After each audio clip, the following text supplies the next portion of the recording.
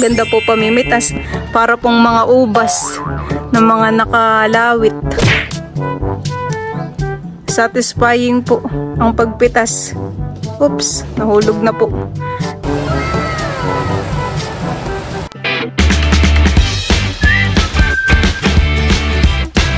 What's up mga kamilot? Welcome back sa aking channel. Sa for today's vlog po ay magluluto po ako ngayon ng ginanga po na isda na yellowfin. Tapos ay lalagyan ko po yun ng kamyas. Diyan po mga kamilot at meron pong nagtitinda ng isda, si Ate Gladys po.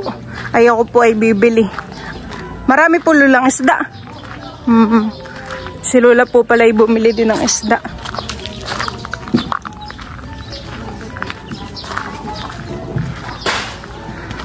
Nandito po si Ate Glady Maloy!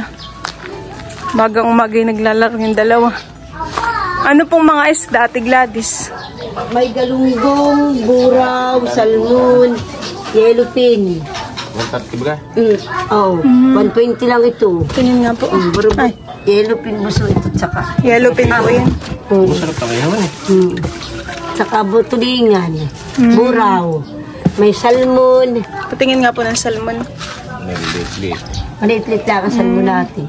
Pero, Ay, yung yellowfin po, ganun lang po kalalaki. oh, ganito lang ang bunso. Magkano po ang 1 kilo sa yellowfin? 120 lang bunso. Ay, sa salmon po. Salmon, 140. Ano, masarap na kayo. Nagpabaga ako ng salmon. Ilang paraso kaya po ang 1 kilo? Ng salmon, Ay, hindi po ng yellowfin po. mahigit pa. Sige po, yung dalawa. 1.3 bunso. 1.3 yung loob. Magkano po yun? 1.3 sa 120. 155 daw. 35 po. Yan nga po. 155 na lang. Pang ihaw pohan. Oo, pang ihaw bunso. Ano daw? Sariwa. Ito yung mahal sa bayan. Ito yung 150. Kapatid. Ano yung maliliit? Liit nga ata. Ito nga po. Malaman. Maloy. 155.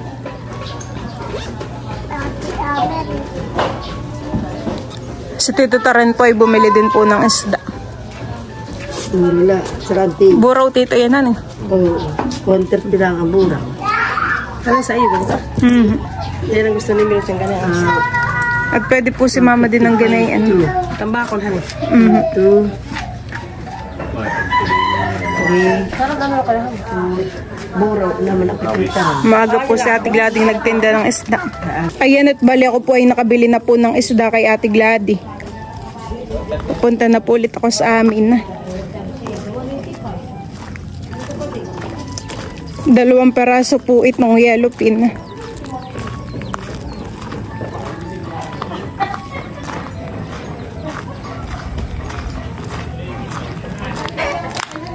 Tulog po ang mga aso na aking mga puyat. Kagigising lang po si Teo.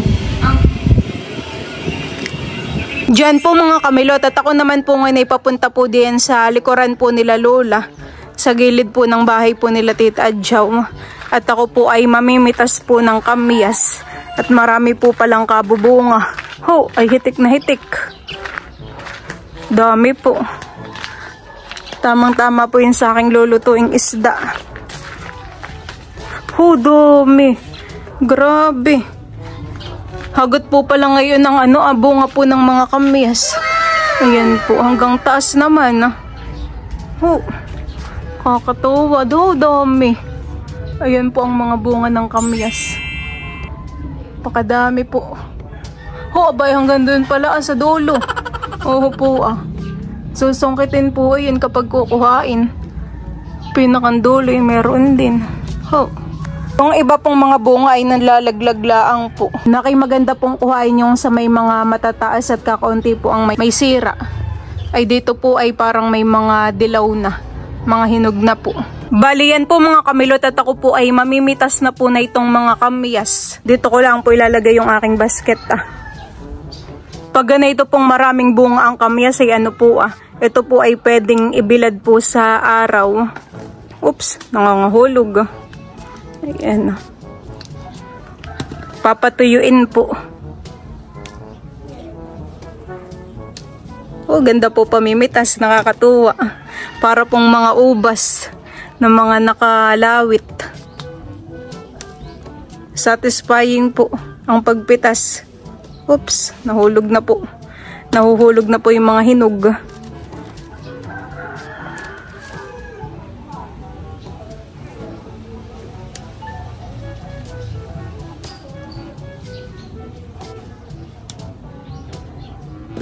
Kunin ko po itong mga medyo may dilaw na.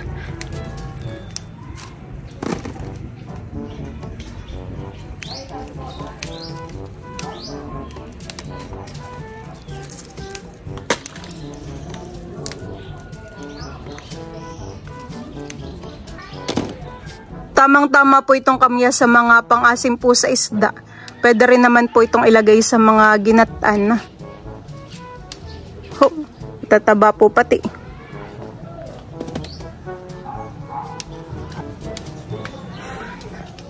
Asim po ng amoy.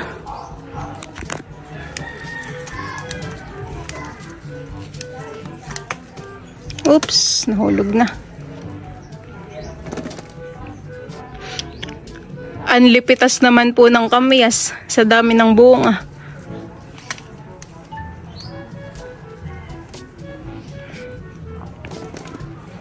Baka po yung lulutuin ko ay puro kamyas na, hindi na po puro isda. Oops, mahulog pa yung aking basket. Nakakangawit din po pagpitas ng kamyas. Kukunin ko po dito yung mga green Magaganda po ang bunga. Tapos po itong isang nakalawit. Yeah, parang ubas naman.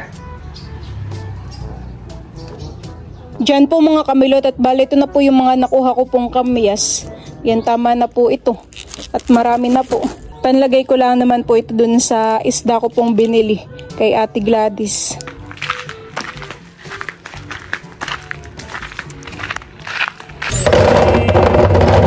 Diyan po mga kamilot, at huhugasan ko po muna itong mga kamyas. Tapos ay tatanggalin ko po yung mga nasa dulo.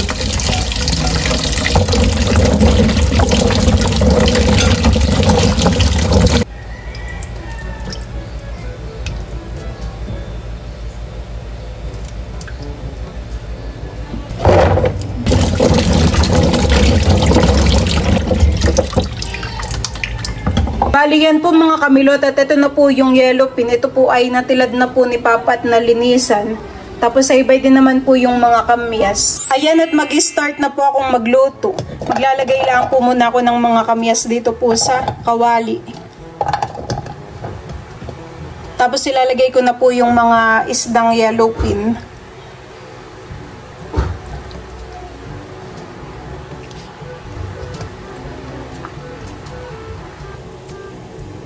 Tapos ilalagyan ko lang po ulit ng mga kamyas.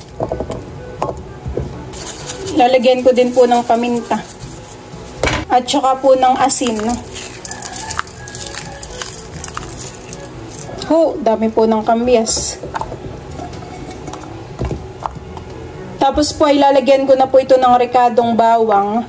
Yan, bawang lang po yung aking ilalagay. At ito po ay lalagyan ko lang po ng kaunting tubig.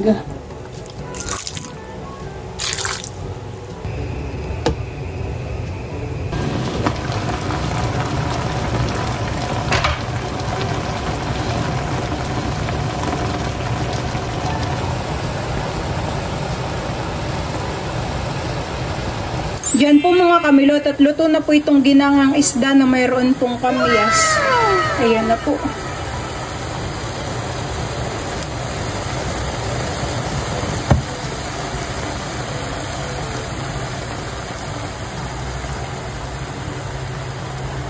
Paniguradong asim po ng sabaw na ito. Gawa ng napakarami naman po na yung nilagay kong kamyas.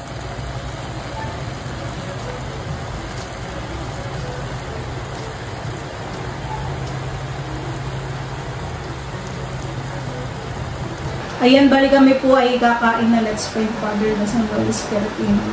Lord, thank you for this food. Blessed it our body, nourish it in this name. Amen. Kain na. Kain na po. Kain po tayo. Tayo. ito niluluto, yung akin aamay ganyan. Yung mga buto. Tuyo pa lang pagkaluto. Kala ko lalagyan ko ng talo. Hindi ko na po nila. Minsan po ito yung may sili ay nakalimutan po nila mamang bumili. Siling dalawang. Bango, kanina nga po nung niluluto ito talagang bango. Napaka-asin. Pwede rin lagyan ng gata ito. Asin. Ang parang sarap po. Oo, ayun muna kating sa kami. Ang gugulat. Nagugulat na eh. Maganda pong tingnan yung mga kamyas kapag po mga hindi po hinati. Parang candy. Bakit kayo ginagawang candy? Nga po.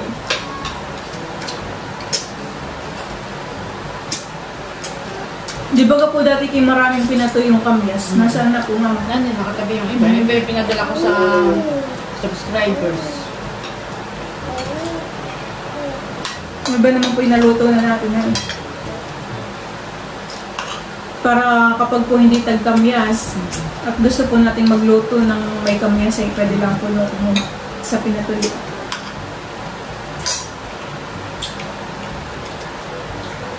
Nakarami ito kami sa walang panahon. Tapos nga mo.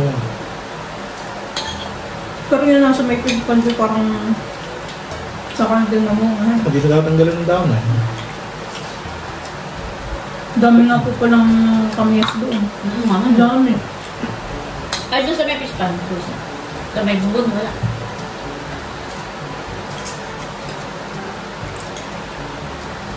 Madami ito ako. Sarap ng kamyas. Ang kaman. Pag pikimalig sa asin ay ma-enjoy mo po itong ulam. Pero pag si mama po hindi po na kayo ng kamyas. Nakasiman. Nakigusto na po nito yung kumain. Gusto mo na kumain ng rice. Ha? Sabaw-sabaw lang muna. Bago patikimin ng sabaw-sabaw, ng mga sabaw, Opo. ay papaanin muna natin siya. May pinapain muna sa bata para yung tiyan niya ay madaling makatunaw. Para hindi po sakitin ang tiyan. Para agad ay matunawan. Sabi nga po ni Lulay, daw po, balon-balonan daw po ng bibi. Pwede rin daw po yun. Ba't yung mga baby kahit lang lumunok ng kahit ano po. Parang hindi lang sinasaktan ito yan. Wala namang masama kung susundin mo, wala namang mawawala. Malay mo nga, totoo eh. Pero kayo ginanayon ko. Parang hindi po sakitan ng tiyan. Oo, kakain na po yan. Sabi naman po mama ni Tita Nerly, ay sa unang kain daw po ni Teo ay ang magsusubo daw po ay yung dapat po ay hindi sakitin. Ang papa. Ay sabi ko naman po ay kung hindi nga sakitin ay paano kung malakas kumain? No, katulad ni Papa. Baka po ako na lang ang magsubot. Ako naman pwede rin sakitin ha eh. Kasi malakas din pong kakain. Tapos ay pagka yung gugupitan na siya, pag 1 year old na, pwede nang gupitan ng buhok. Ang unang gugupitan ng buhok ay yung matalino. Katulad po nung kay Dapo, kay Talalay, kay Andresan eh. Si Tito Ayag po at saka si Tita Lea yung naggupit. Dapat patutuloy naman eh. Si Talalay yun, talino. Ngayon pa lang siya papasok sa school. Pero alam na niya yung isulat ng walang tularan yung kanyang pangalan. Alam na niya yung lahat ng colors, saka yung A to Z, alam na niya. Alam na niya yung isulat, saka yung pagbibilang, alam na niya. Marami na siyang alam, kaya lang ito, lang niya, hindi kapapasok lang niya. Gusto mo na ito? Ayaw ko. Ganun ka naman. Ayaw ko. Ayaw po yata ni Teo. Mga minsan po yung mga minsan natitikman na yan. Mga minsan po yung paghihimay na ng sipit yan. Paborito na rin na yung sipit ng alimango. Diyan po mga kamilot at si Teo po ay nandito po sa kanyang sofa bed at siya po ay naglalaro. Tuwang-tuwa po. Hello! Okay ka lang diyan, Teo? Opo, mabait naman po. Oops, oops, oops. Ay, ay, nahulog na. Nadapa na po si Teo.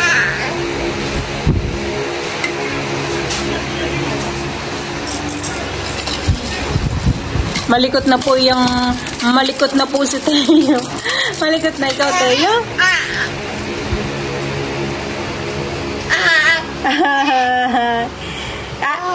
Hello.